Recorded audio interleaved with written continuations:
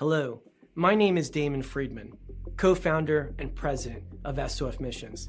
As a 20-year veteran within Special Operations, I've gone through many challenges due to my military service and time in combat. We felt called to start SOF Missions to serve our fellow brothers and sisters in arms, focusing on suicide prevention and resiliency. Our mission at SOF Missions is to empower warriors to find purpose and be resilient. Since 2011, when we started the organization, almost 3 million men and women have deployed to Iraq and Afghanistan. Unfortunately, the scars of war take a toll on their psychological, physical, social, and spiritual health. Many veterans feel a sense of hopelessness and a loss of purpose when they return to civilian life. They feel isolated and alone, unable to reconnect. And in the greatest of tragedies, over 20 veterans lose all hope and take their own lives. Our goal at SOF Missions is to provide veterans the tools and resources so that they don't become a statistic. We offer a unique approach to combating veteran suicide through a whole health intradisciplinary model. The Be Resilient program is a 4-pillar methodology that addresses the areas of psychological, physical, social, and spiritual wellness. We provide care through 3 delivery methods: medical clinics, retreats, and educational training. Since we started back in 2011, we have been able to reach veterans in all 50 states and have served over 3,000 veterans through the Be Resilient program. Being resilient is a multifaceted and complex issue. We know that to find a lasting solution, we have to address the whole warrior. Many challenges cannot be solved by providing the treatments and modalities of just one component, but by tackling them all. Now, we've expanded our services to include law enforcement and first responders. Together, we can make a lasting impact in the lives of warriors across the nation. To learn more, visit our website at sofmissions.org. For your post assignment, all units proceed to your post assignment. All right. Welcome back. Misfit Nation. Misfit Nation. The Misfit Nation Show. We are a show founded by a veteran and hosted by 2 veterans and a military spouse. Our mission is to get people to tell their stories to the world. If you're an author, share your tips with the Misfit Nation. If you're a musician or an actor, our audience needs to know how they too can get into the business. Coaches, we love our coaches. Come on and share your tips with the Misfit Nation to help them become better versions of themselves. If you are a corporate leader or an entrepreneur, come on and show how you did it and how hard you have fought for success. If you are a veteran, first responder, or Gold Star family, we would love to have you come on and share your story with the Misfit Nation. We always have time for you.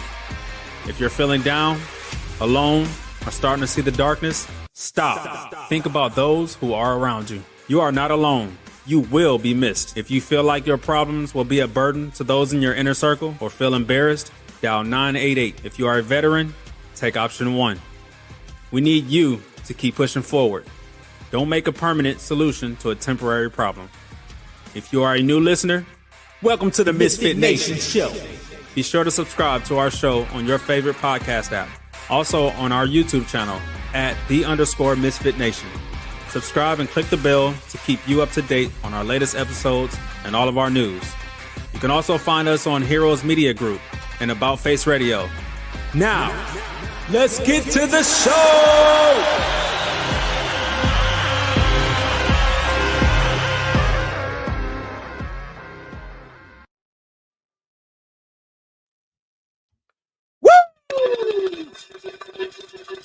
All right, it's Tuesday. And you know what that means. It's time to pull those shoulder straps down tight. It's the heart of October. And while the temperatures are getting a little cooler, the crew is just heating up. You're walking through a city street. We're halfway through the month, and the stories keep getting bolder, the guests keep getting realer, and the energy keeps getting louder. This is Tuesday night. The night we shake off the stress, fire up the crowd, and remind the world what grit, laughter, and straight up truth sound like. You know what time it is. time to crank up that volume, crack a cold one, and ride that misfit wave. So let's light it up for the unstoppable duo, the masters of the mic, Steven and Jake, the ToosDay Crue. He's Jake. What's What's up, Steven? Good evening, everybody. Am I hearing music in my ear? Am I the only one? Am I losing my mind? No, I hear it too, brother. I hear it too. Okay. I hear it too. It's that spaced out producer we have. I'm sitting here and I'm like, where the hell is this music coming from? I'm tapping my phone. I'm like, what the hell's going on here? So how was your weekend? My weekend was okay. You know, we had a little bit of rain, a little bit of wind. No damage. Nothing as bad as what they were predicting. Thank Good God. deal. Good deal. I We had think a South good, Jersey got a little bit more than I did, but you know, they've I've- dealt with that before. So yeah, I've been kind of keeping track of it, see how y'all was doing up there. Had a pretty good weekend here. It was nice and cool. Didn't get too hot. Got a lot of sunshine. Got a lot done around here. But yeah, it's just been beautiful. Good to, hey, folks, don't be sitting around the house. Get outside, enjoy this, go somewhere, watch the leaves change, take a ride, do something, but get out of the house. The only thing that I will allow you to sit in the house for is if you are watching, let's say, Notre Dame football or NASCAR. But other than that, you know, you need to get up, get out of the house. I just find it funny. I don't know how it is out there this time of year because I've only been in maybe once or twice around this time. But I'll go out for coffee in the morning and like shorts and a t-shirt or sweats and a t-shirt, and I see these people with jackets on and hats. It's 52 degrees. Relax. It's not that cold. My No, God. it's not. It's not. Hey, let's get this thing rolling right now. The gentleman that we have coming on this evening, his name is Barry Todd.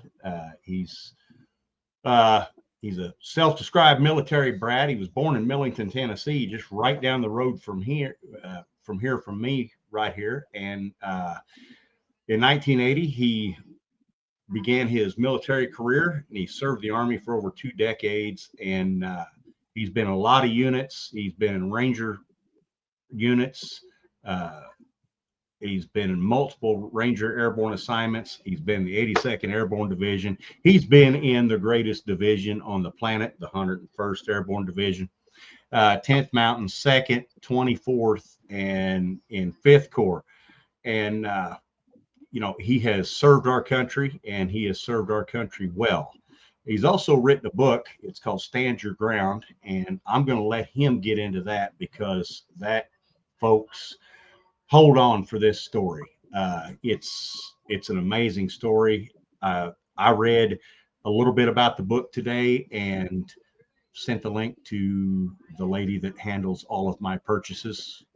And I said, hey, buy this book. I definitely want to read it. And so she ordered it for me. It should be here in a couple days. So without any further ado, let's get Barry Todd in here. Good evening, Barry.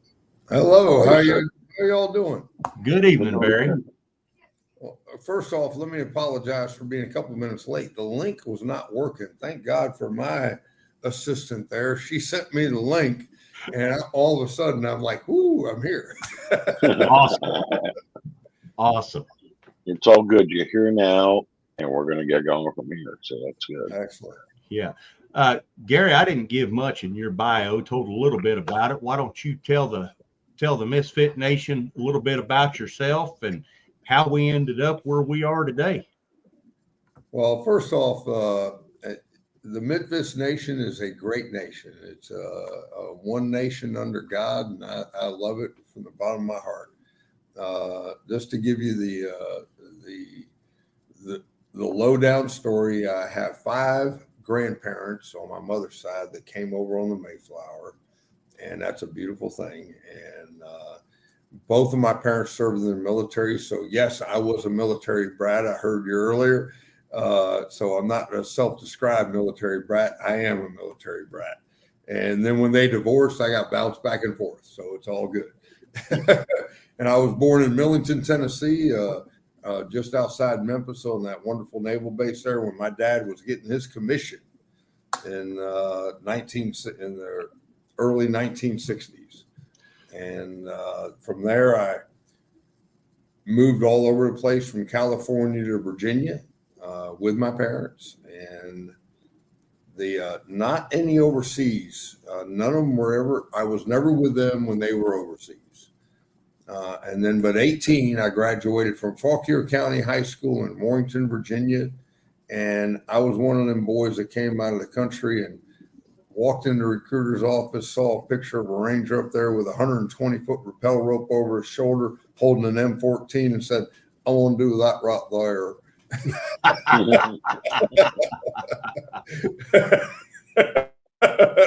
And he said, "Boy, I got the perfect thing for you."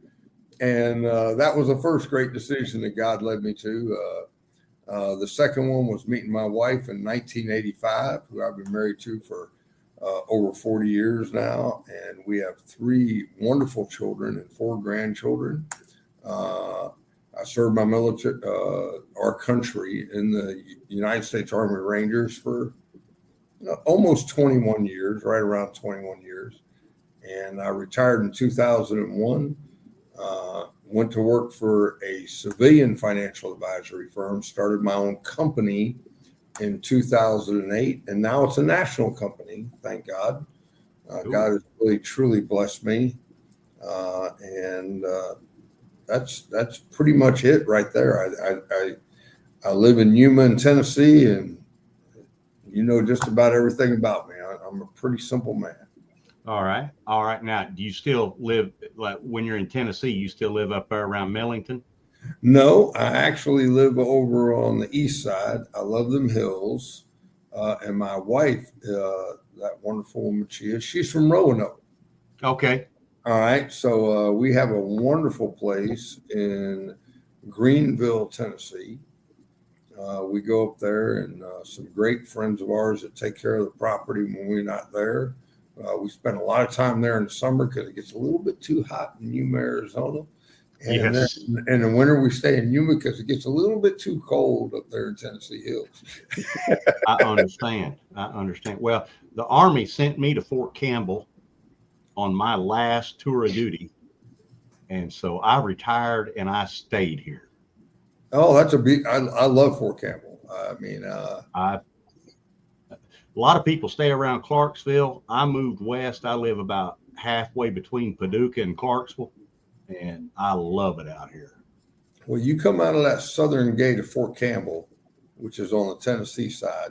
Mm-hmm. And the days when I was there, the officer club was right there. So I could go in there because I got a commission later on in my career, and I would walk out of there and just walk down the road about 3/4 of a mile, and I'd be at my house on Kings Deer Lane, right outside Fort Campbell there. Nice. Right out by gate 1. Yes. So you got your book, and I tell you what, I read the circumstances with what brought you to write that book, and I was kind of undecided what to talk about this evening. Talk about your financial services stuff or talk about the book, but I think we're going to talk about the book because I think that's a good idea. A lot of our listeners, I am sure, carry, and I do believe that there's information that you have that everybody, I don't care whether you carry or not, everybody needs to know this information. So go ahead and lay the groundwork of what the event that got you to write the book, and then we'll talk about the book. All right. Thank you, Jake. The key thing is that everybody needs to understand, and this book is for everybody, especially if you think in this country you are still presumed innocent until proven guilty. That is no longer the case. You are 100% guilty until proven innocent. My wife and I, in the simplest terms I can put it, my wife and I were out with 4 other retired military couples. We were threatened, and then I was attacked, not once, but twice by 2 men. The entire thing was on video. And when the police showed up, I was the one arrested and indicted with no investigation, no probable cause. And I went through 2.5 years of hell clearing the charges off of me, and then another 5 years of clearing my name. It was unbelievable. I even to this day, I cannot believe it. You know, I served this country for 2 decades in places that would make a billy goat puke. Mm-hmm. And yet I turn around and I come back, and literally the lead police detective looked at me 4 hours after the incident happened. I told him what happened. He comes in, he goes, "Sign here." I said, "I told you I don't have my glasses on. I can't read. These are my glasses here, just in case you want me to read something." And I said, "I can't read that. I don't have my glasses." He goes, I go, "What is it?" He goes, "It's a charge form." I said, "You're charging me for what?" I told you it was self-defense. He goes, "Well, we have the whole thing on video." And I said, "Have you looked at the video?" And his exact words to me were, "Not yet." And my Ranger instructor, Ranger time in the military, came out, and I looked at him. I said, "Oh, you're a real intelligent life form. The oxygen is just flowing to your brain." And I'll let the rest of the words go from there.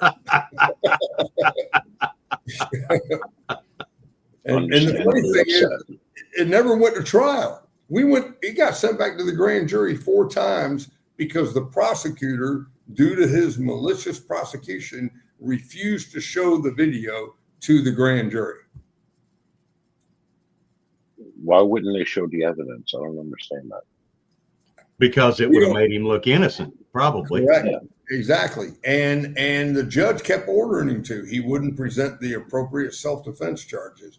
When you read the book, Stephen, you're going to be shocked. My lead investigator, who I love to death, he owns a bar now.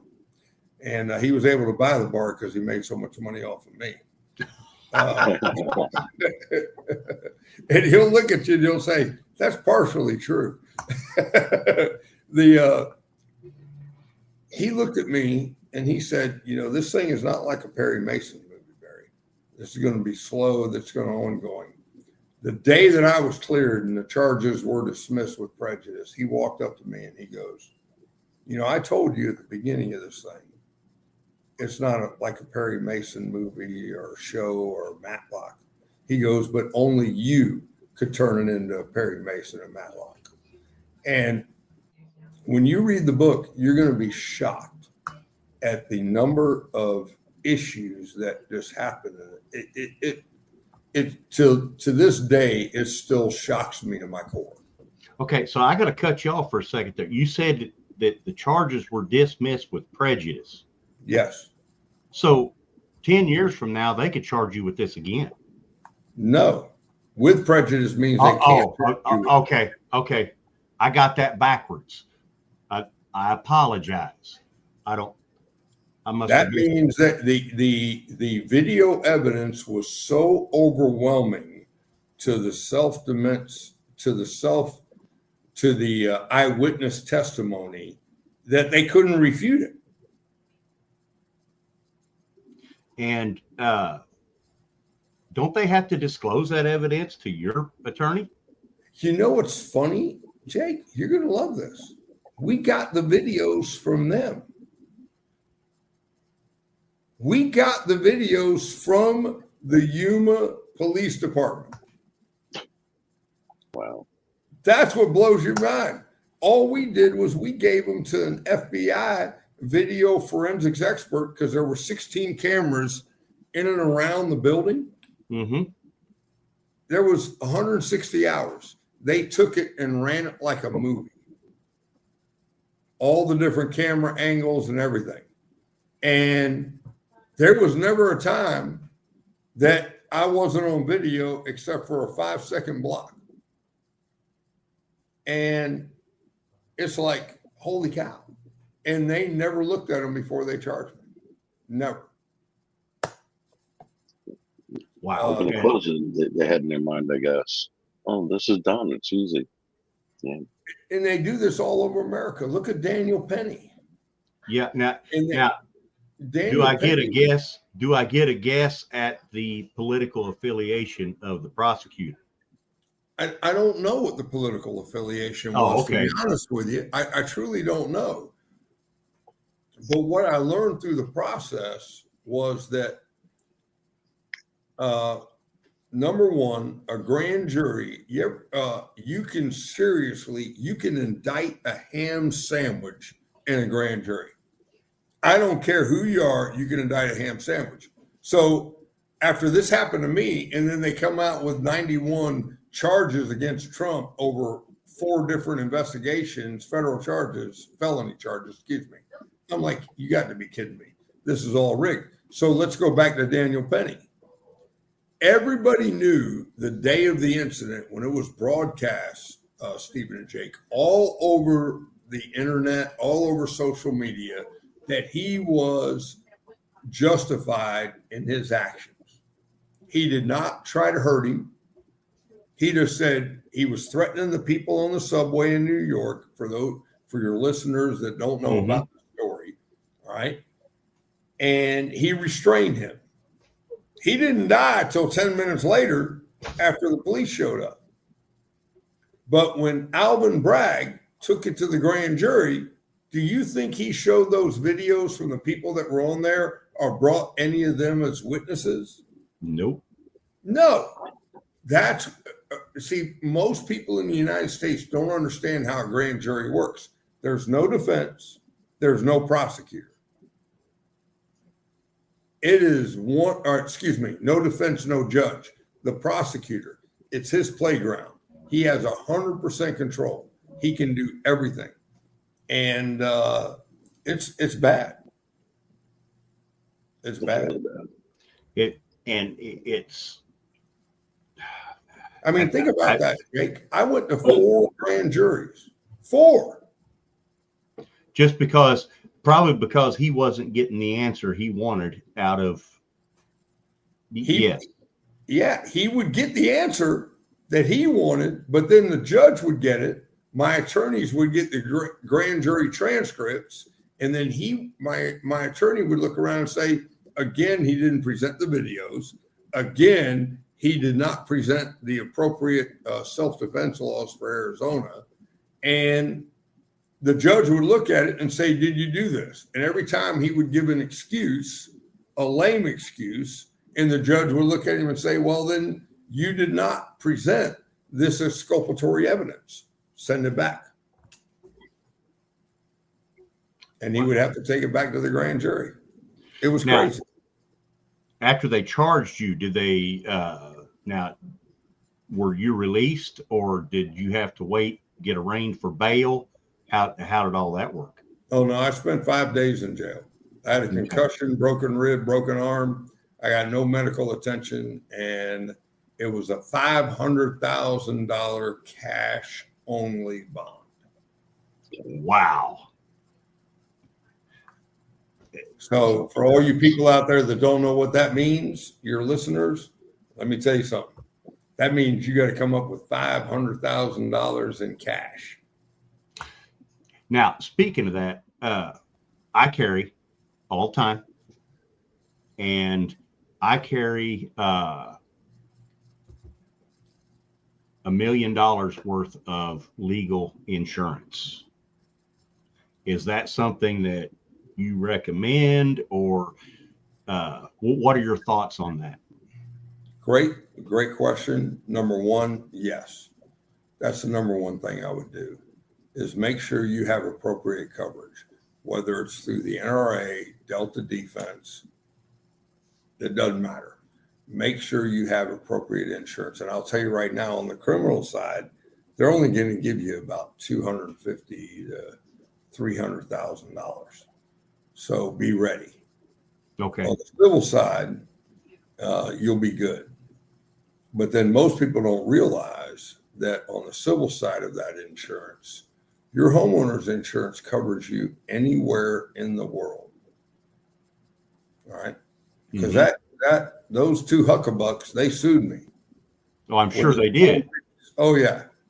And all I did was call my homeowner's insurance, and they took care of all of that.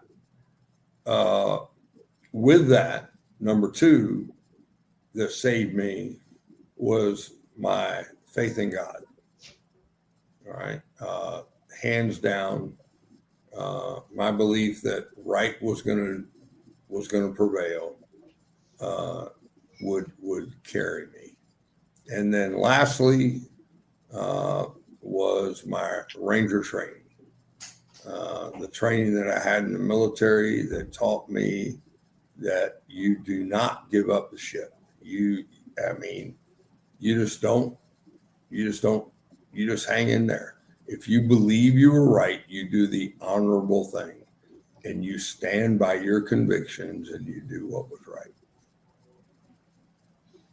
Okay, and I tell you what, Barry, I'm glad, I'm happy everything worked out for you. And you mentioned something, your belief and your faith in God. That right there, I believe, will get you through anything. If you turn it over to Him, good things are going to happen. And I'm glad you did that, and I'm glad that everything come out your way on this. So the situation, if you can just, I know that you went into the situation, kind of what happened. Can you kind of just walk through? So you walked out of the restaurant, you were accosted by two people, and then things went south from there. Yeah. Okay, so I think I was reading one of them had a knife, or did both of them? Okay. One of them pulled a knife. And I remember reading whenever everything kind of went down and you kind of fell together, what did you tell the guy that you eventually shot? I looked at him, I said, this is going to suck for both of us. That right there, that was... That I said, this is going to suck for both of us. That kind of stuck out in my mind. Yeah, it was funny when I went into the court hearings. The prosecutor tried to use my Ranger training, saying I didn't need to pull my gun, and he kept bringing that up. And finally, my attorney got up there and said, "Your Honor, Mr. Todd is a retired United States Army Ranger. He was not trained to maim somebody. He was trained to kill him." And he told these young men, because they were both 20 years younger than me, he didn't want to fight. He was too old to get into a barroom fight. He wasn't going to do this. And but they were set on setting me up. And to this day, I don't know why. But the point of that is that you don't know when it's going to come at you. And you got to be ready. You have to be ready. And because there's a lot of crazy people out there. Look at what's going on in Portland, Chicago, Los Angeles. It doesn't matter what part of the country you're in. You have to be prepared. And, yes. And I'm going to be prepared. And it worked out well. And I want all your listeners to know that I'm doing well. I probably altogether, if you consider the time value of money, I probably lost somewhere between $8 and $12 million by the time this is done. But the reality is that that's not, money comes and goes. That's not your true legacy. The true legacy is being able to help people. And yes. And so all the profits from the book are going to a foundation that my wife, my legal team, and I started called Defense Resources Foundation. And we're going to start helping the Daniel Pennies across the country. the Kyle Rittenhouses, the George Stratmans in East Arizona, people that are wrongfully indicted because they lived within their constitutional rights, and it shouldn't happen that way. That's amazing. I know that the trend now is, look at the assassin that killed the insurance CEO. Immediately after he did that, he had a GoFundMe set up for his defense, and Yep. for cold-blooded murder. Yep. And they're looking for ways to get him out of it. But if you exercise your constitutional right, it seems like that they want to just jump, the anti-gun lobby or whatever it is wants to jump in there and take away all your rights. We've got a question here that come in from one of the viewers. This is user bunch of numbers. I'm not going to go through all those numbers. Thank you for this question. What inspired you to write Stand Your Ground, and what do you hope your readers take away from it? Thank you for that question. Great question.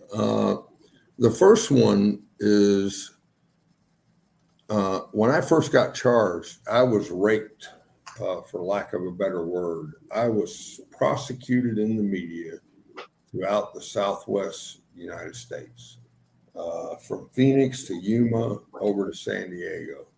It was a horrible event. My kids tried to defend me on Facebook and everything else, and I'm like, you can't defend idiocy. Just let it go. And so it was an opportunity for me now that, because it didn't take me two and a half years just to get out of it. It took me another 5 years to clear my record, because I own a national financial advisory firm, as you were talking about earlier, Jake. Mm-hmm. That charge, it took me 5 years to get it, after I was cleared, to get it off my disclosures, because you're automatically presumed guilty by the regulators in the United States. Mm-hmm. It doesn't matter whether you were innocent or not. That doesn't matter. The moment you're charged, it has to go on all disclosures, even if it has nothing to do with your industry. And so the reason I wrote the book was, one, to get the word out of what's going on across the country, and two, also for me to settle it within my own spirit, to get the truth out there. I have a legacy that I'm trying to leave for my children of a man of God, country, and family. And I'm not going to let anybody jeopardize that. I have my own issues that I deal with my own sins, and I answer to God for those. But we all do. Mm-hmm. That being said, I always tried to live by that code: God, country, family. And then the second part of that question, I can't remember what it was completely. What I hope to get out of it, I believe that's what it read. What do you hope they get out of it? I want to raise as much money as I can.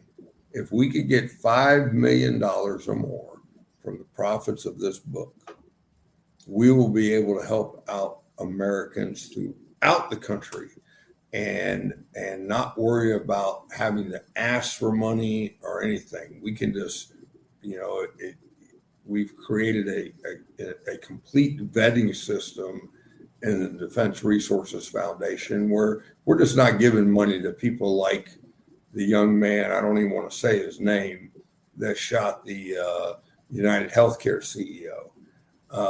That's not the type of person we're trying to defend. We're trying to defend the Daniel Pennies, the Kyle Rittenhouses, the ones that should have never been indicted in the first place. It should have gone to the grand jury and never come out of the grand jury. Mm-hmm. And we want to get back to that point because all the other foundations out there, from everything that we looked at when we decided to go down this route, it helped. All of them tried to help them after they were charged and convicted. What the hell does that do? You need to get the money in front of them before they're completely convicted. It makes no sense to have money in front of them or after they're convicted. It just doesn't make sense. Right.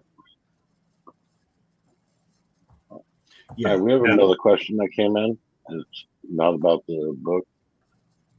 At Bellamy for Count wants to know, how did your experience as a ranger shape your views on leadership and responsibility? Thank you, Bellamy for Count. Okay, great question. The best way I can answer that is do what is legal, ethical, and morally acceptable. And my morals come from the Holy Bible. That's what I was taught in the military. That's what I live by.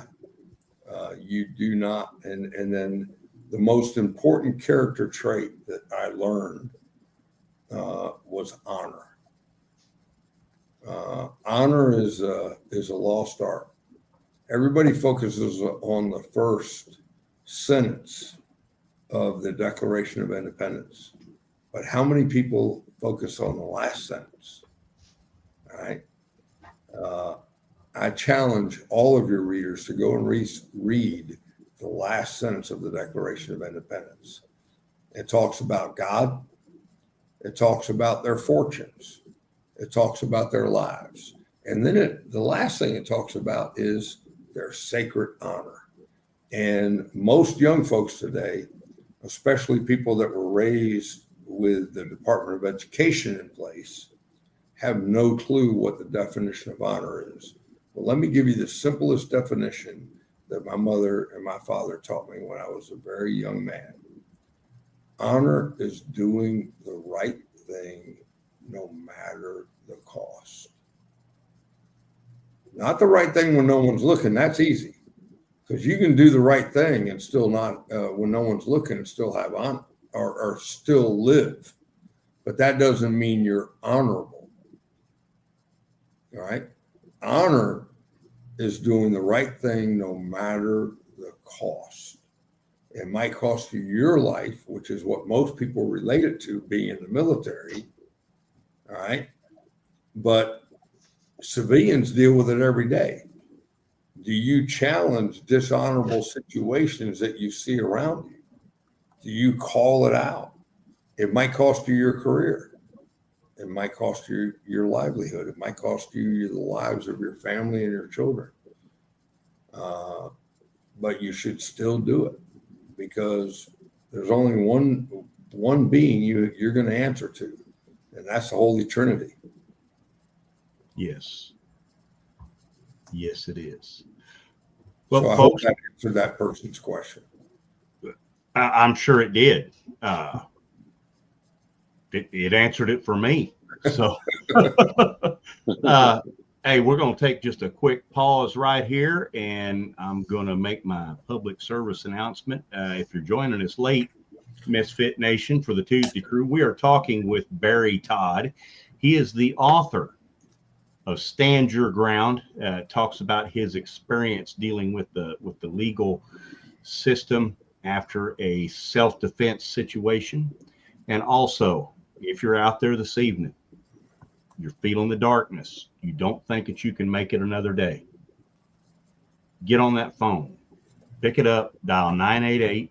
If you're a veteran, take option 1. Somebody there will talk to you, get you the help that you need. I know personally that this works. Not for me. It was for someone that I love dearly. They had to pick up that phone, and they had to call, and it got them the help that they needed.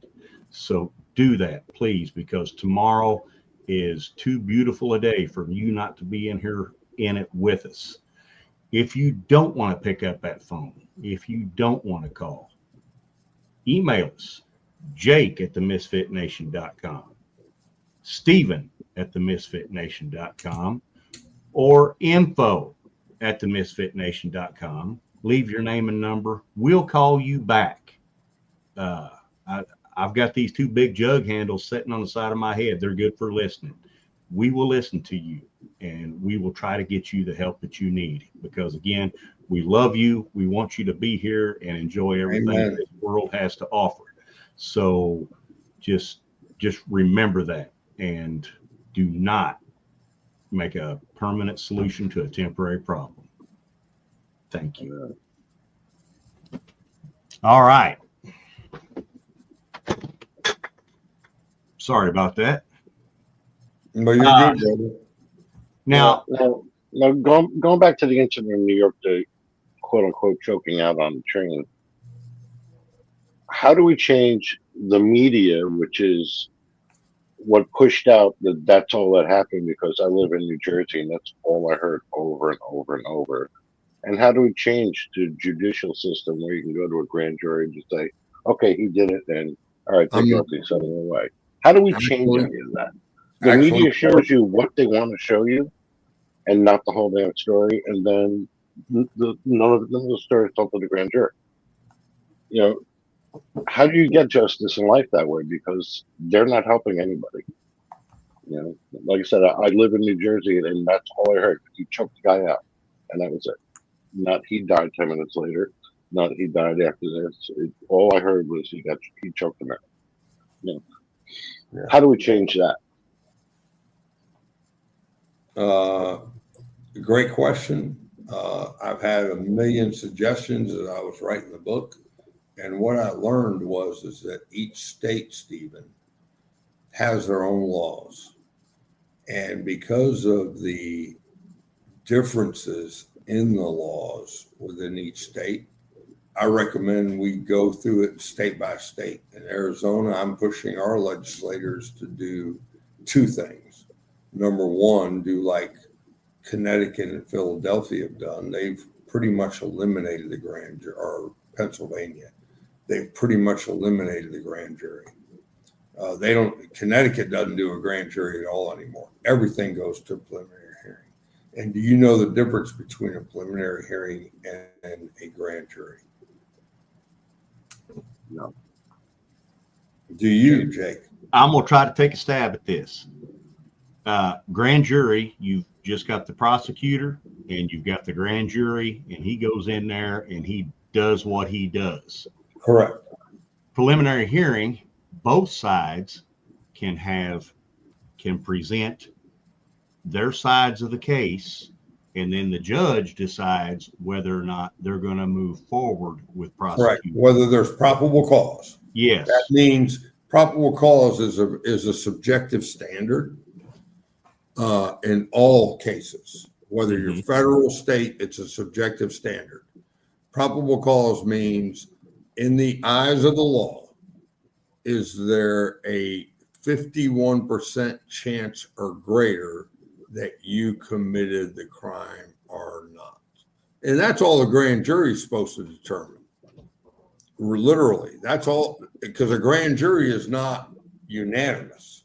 A grand jury only has to be 51%.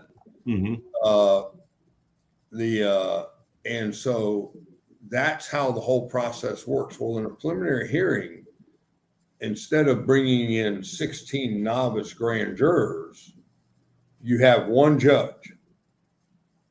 The prosecution presents their case.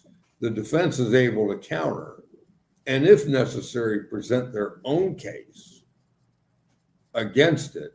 And then the judge, because he knows the laws, not just one law that the prosecutor is feeding a grand jury. You see, that's what happens in a grand jury. The grand jury goes in and the prosecution immediately tells them the laws that they need to review.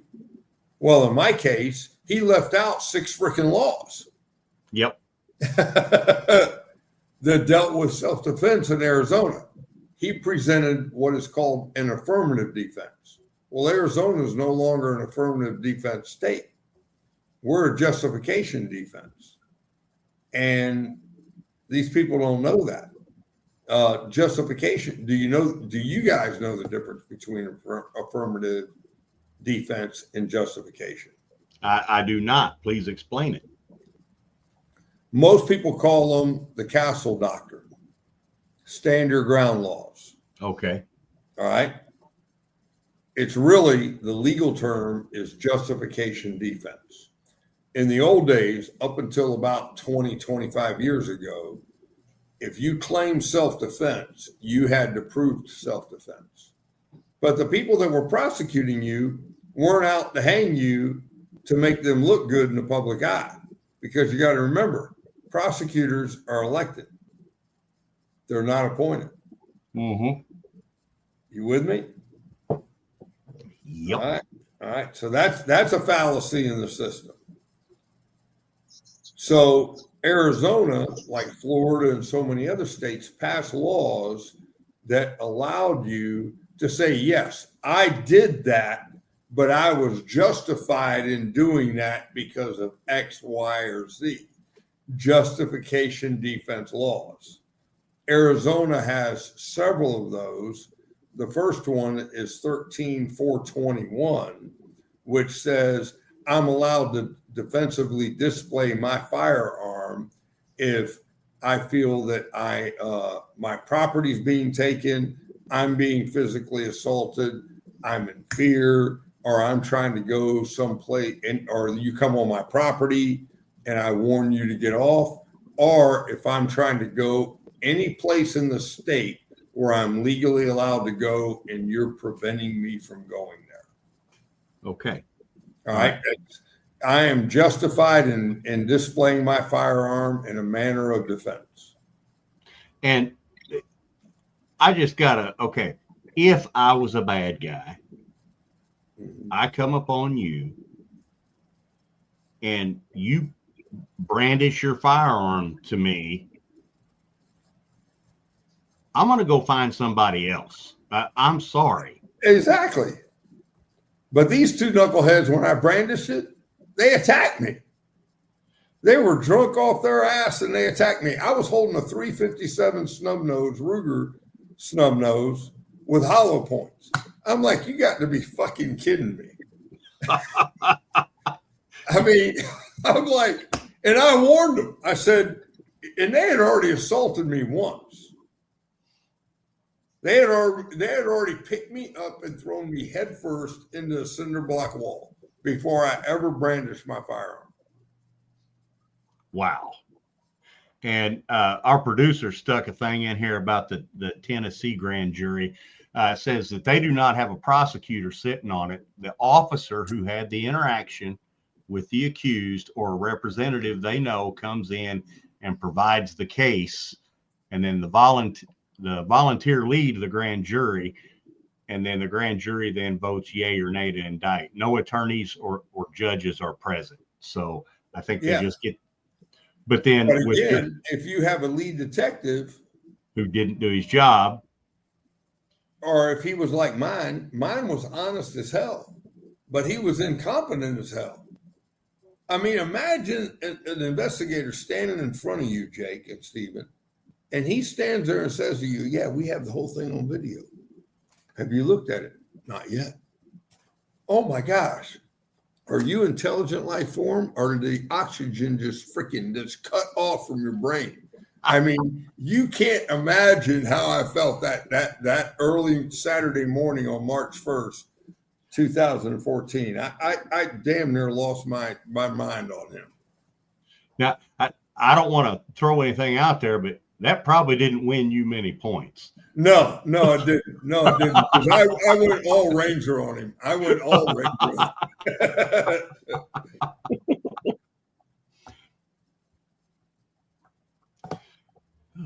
All right, we have another question coming in.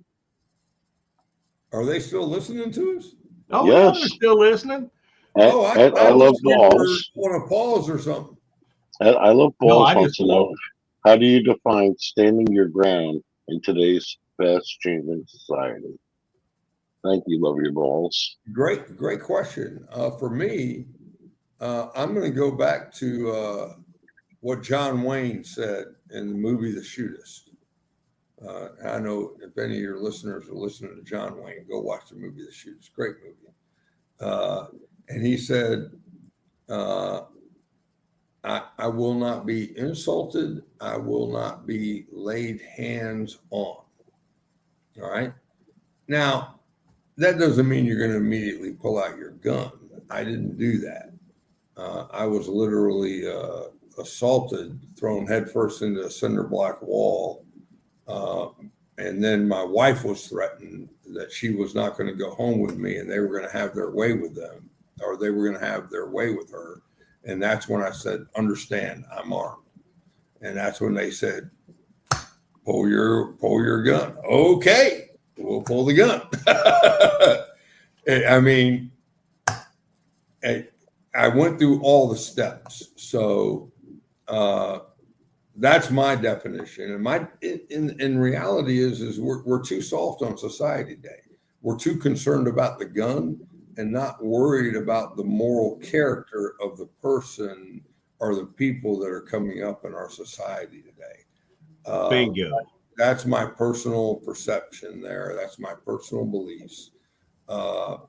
Guns are not bad. Everybody wants to pass all these laws to limit gun rights. Well, the only person you're trying to limit gun rights to is the bad guys. But the only ones that obey the laws are the good guys. Yes. The bad guys, they didn't get the guns legally in the damn first place. It's like, holy shit. Yeah. And as a carrier myself, I always try and your situation looked like everything kicked off pretty fast. They were intent on doing what they were going to do. I try to de-escalate if possible and keep everything left of the bang. But there's times away from the guy 3 times, Jake. Yep. And 3 times I told him I did not want to fight. I'm going to have a good time. You have a good night. And he followed me. He followed me from inside after he threatened me in there and then followed me out to the parking lot. And all I did was go outside to get a can of Copenhagen. I just went outside to get a can of Copenhagen. It's like, what the hell? Yes. I don't know. We have one last question coming in. I'm sorry, Jake. I don't mean to cut you off. No, that's okay. Go ahead, Stephen. Jewel Denial 2, what challenges did you face transitioning from military life to civilian sector? Oh, dang, another good question. Wow, that person must be military or something.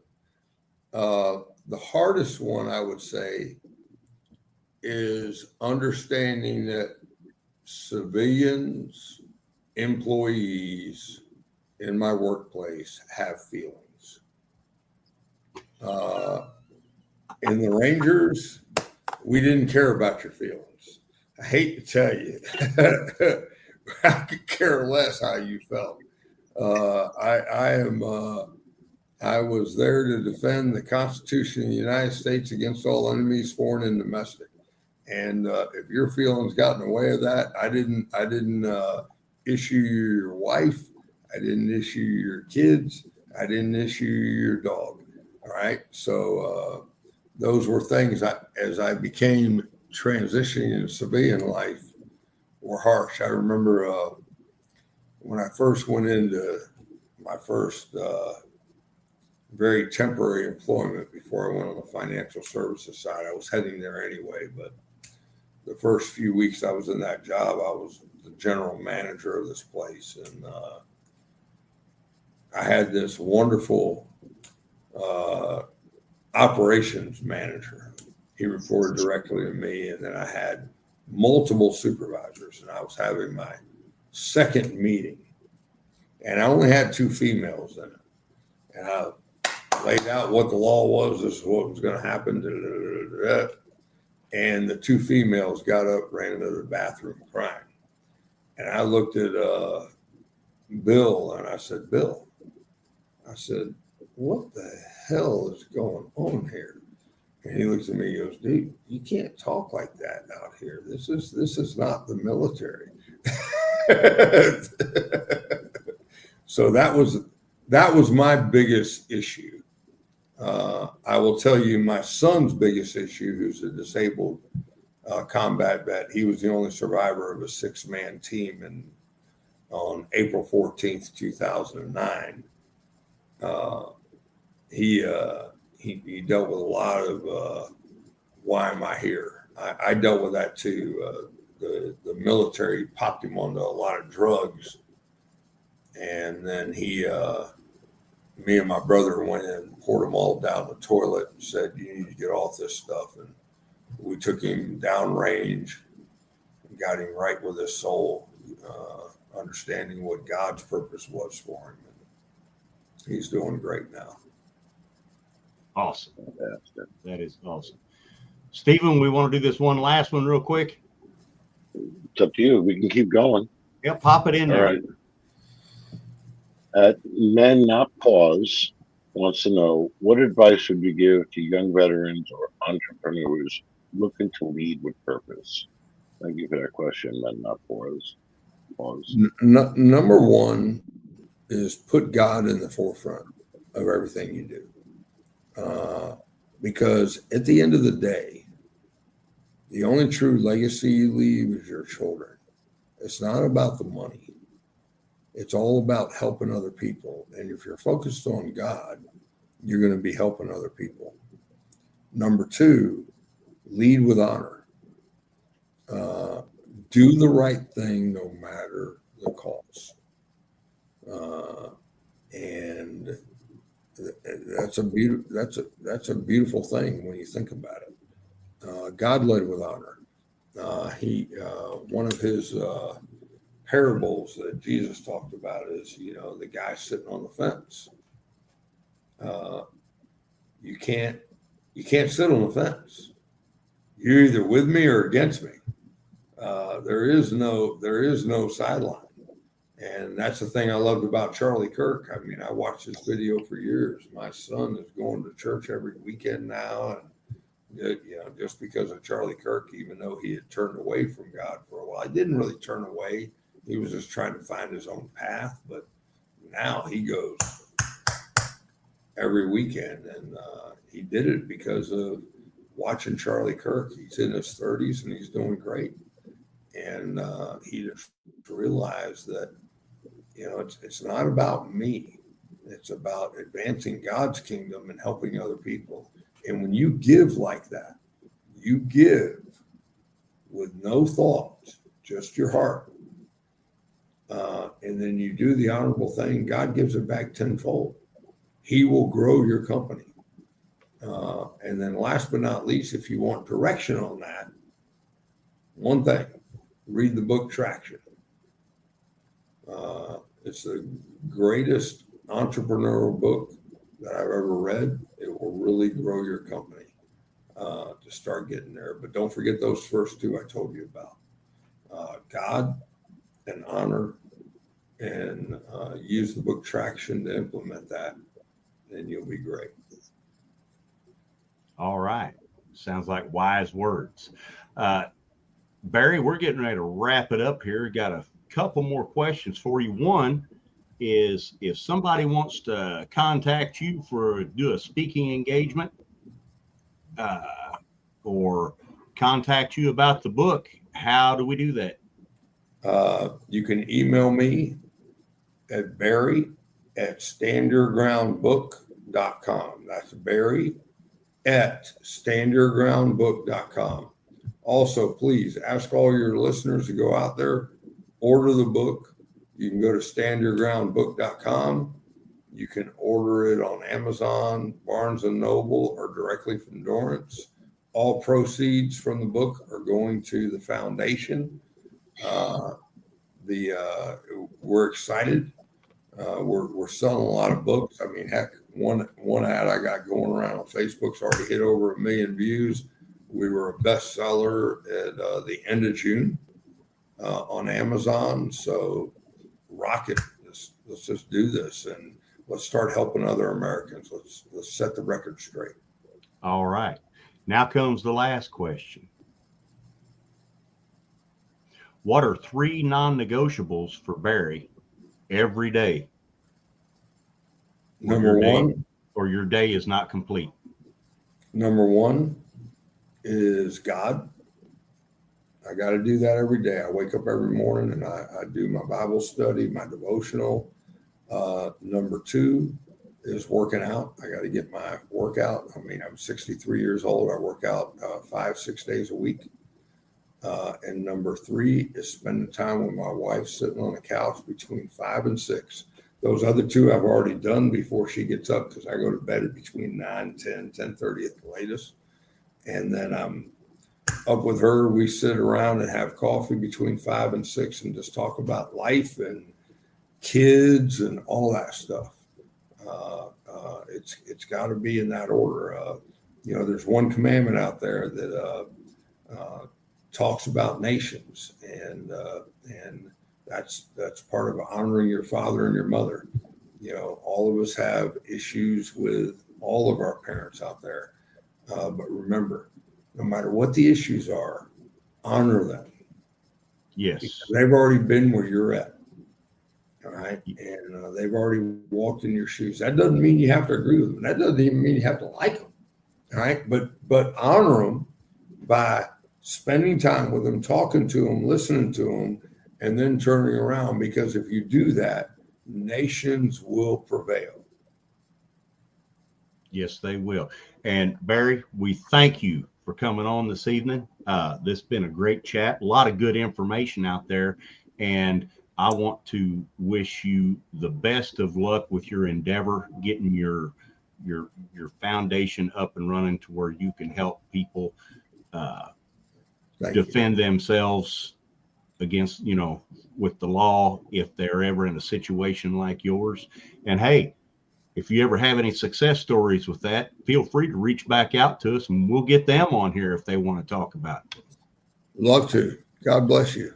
Bless you all, and bless the Misfit Nation. All right. Thank you. Good night, everybody. Barry, thank you.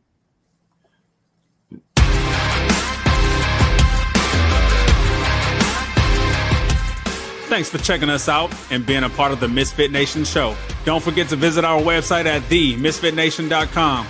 That's themisfitnation.com. Check out all our past episodes and get some of the great Misfit Nation gear for you and your family. As always, be humble, stay hungry, and keep hustling, because we are Misfit Nation. Misfit Nation.